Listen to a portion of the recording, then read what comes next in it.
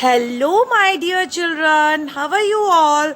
This is Rashmi Mishra, your English educator, and today I am here with a new topic of English grammar, and that is use of conjunctions. So, are you ready with the topic? What would be the learning outcomes? What you will learn from conjunctions? So, student knows what a conjunctions is. First of all, you would be able to know about them. Understand and explain the type of conjunctions, identification and use of conjunctions you will learn, and then student would be able to connect words, phrases and clauses. Okay children, so what are the content of today's class? Meaning of conjunctions, type of conjunctions, coordinating conjunction, subordinating conjunction, and the last one is correlative conjunctions. So children, are you ready with the topic? Very good. Conjunctions, as I told you, first of all I would like to tell you कि हिंदी में conjunctions को क्या कहते हैं. समुच्चय बोधक शब्द जो दो words को, दो वाक्यों को, दो phrases को जोड़ने का काम करते हैं, या तो phrases को या clauses को. ठीक है.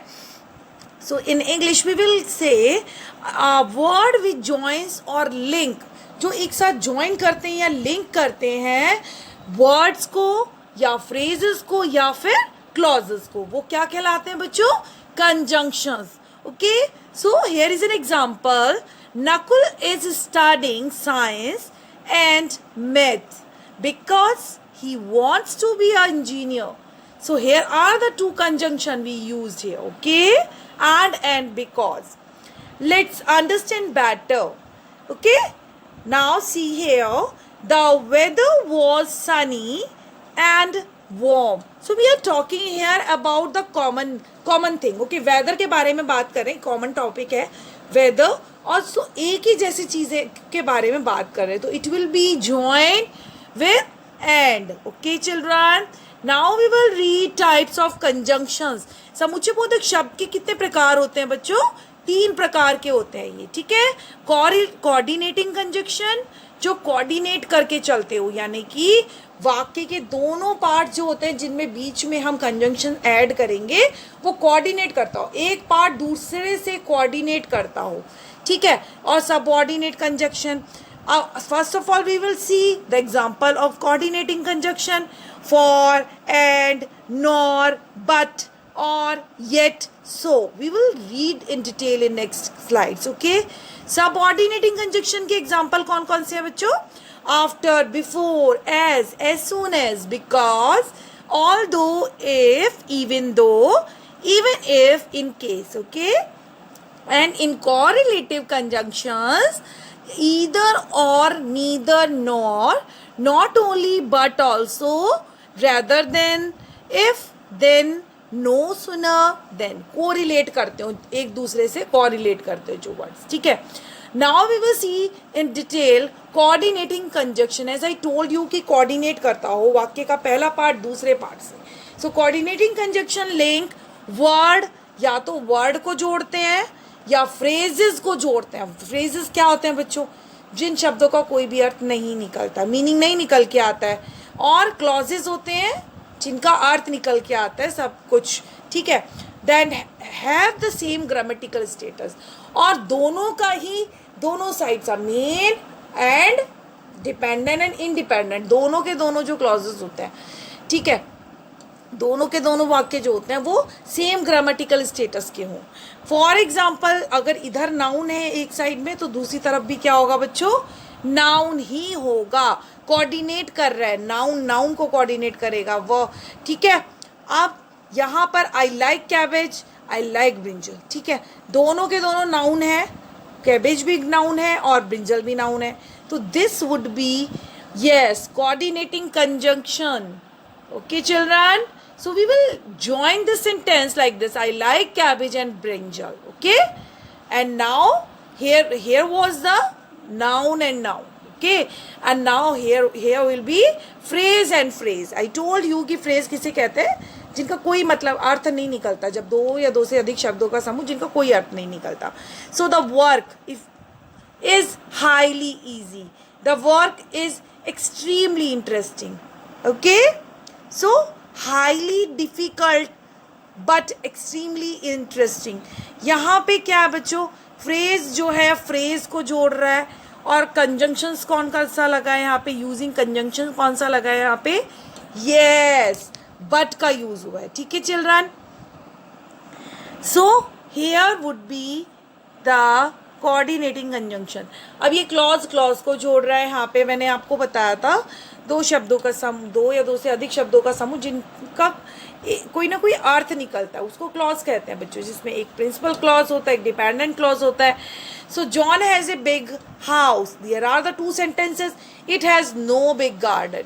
सो यहाँ पे बच्चों क्लॉज हैं दोनों सेंटेंस, तो हम यहाँ बट का यूज़ करेंगे. ठीक है, अ क्लॉज में क्या होता है, सब्जेक्ट भी होता है, प्रेडिकेट भी होता है, सब कुछ होता है. यहाँ पे हम बट का यूज़ करके conjunction. So children till now coordinating conjunction was going on. Okay, so these are the examples for, and, nor, but, or, yet, and so.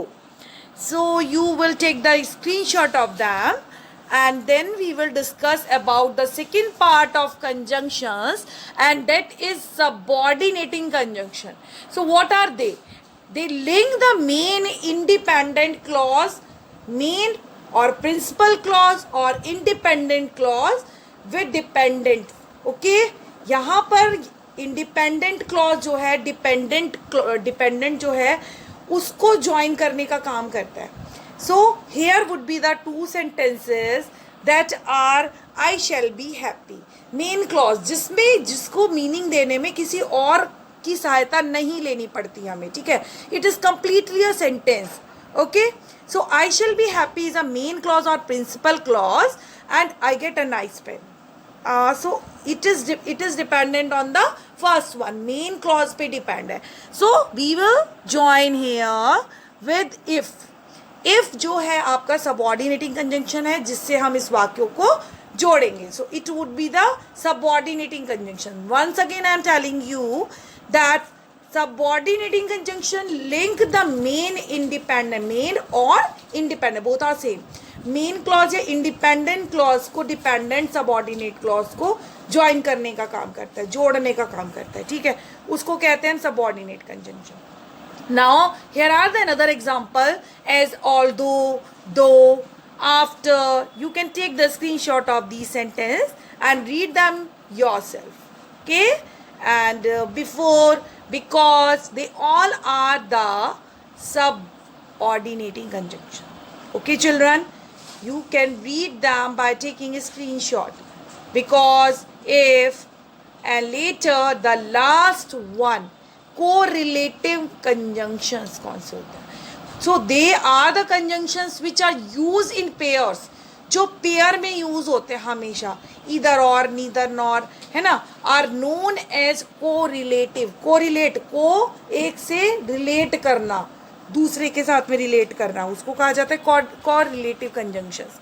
For example as I told you, either or. Madhav is either a typist. और do remember one thing, either के साथ और का use करते हैं, neither के साथ किसका यूज करते हैं बच्चों, नॉर का यूज करते हैं. ठीक है, so Madhav is either a typist or a student. या तो वो टाइपिस्ट है या स्टूडेंट है.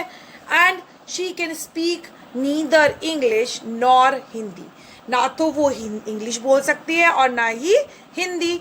नॉट ओनली बट ऑल्सो, वह केवल, ही not only wrote the song, उसने केवल सॉन्ग लिखा ही नहीं, बट ऑल्सो उसको अच्छे से गाया भी, but also sing it well.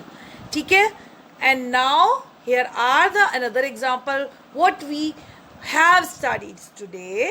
So we learned meaning of the conjunction, types of the conjunctions, coordinating conjunctions, and the definition and example of them. Subordinating conjunction definition example, correlative conjunctions definition and example. So children, you can write in comment for the topic you wanted to learn from me, and I will make the more videos on your topics, on your requirement. Till then, goodbye, see you.